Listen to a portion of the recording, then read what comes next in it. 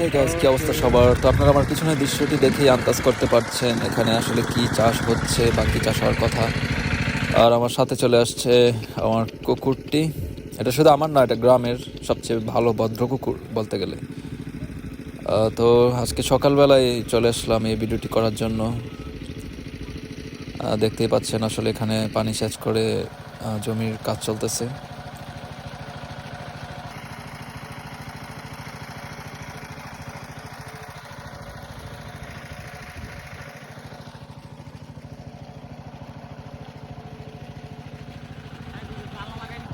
এই ক্ষেতের ভিতর জ্বালা লাগানোর মতো যদি মানুষের ভিতরের জ্বালাগুলো এভাবে পুঁতে রাখা যাইতো মাটির ভিতরে, তাহলে শান্তি পাইতো আমাদের মন। কিন্তু কি আর করার, জীবিকা নির্বাহের জন্য অবশ্যই আমাদের কাজ করার খুবই দরকার।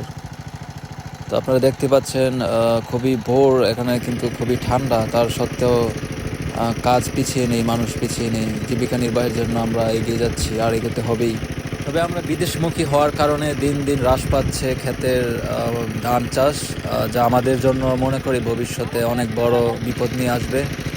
ইতিমধ্যেই তো খাবারের দাম, চালের দাম, সব কিছুর দাম বৃদ্ধি পাইতেছে। তার উপর আমরা এই বিদেশমুখী হয়ে এসব থেকে পিছিয়ে যাচ্ছি, যার ফলে আমাদের ভবিষ্যতে খারাপ অবস্থান বিরাজমান থাকবে আমি মনে করি।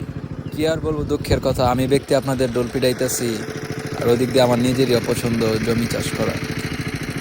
যাই হোক, আমরা অলস জাতি, আমাদের এই অলসতা ভেঙে সবাই একসাথে জমি চাষ করতে হবে। তো বন্ধুরা, ভিডিওটি যদি আপনাদের কাছে ভালো লাগে অবশ্যই শেয়ার করে দেবেন এবং লাইক কমেন্ট করে অবশ্যই ভিডিওর সাথেই থাকবেন। ইনশাআল্লাহ সামনে আবার দেখা হবে।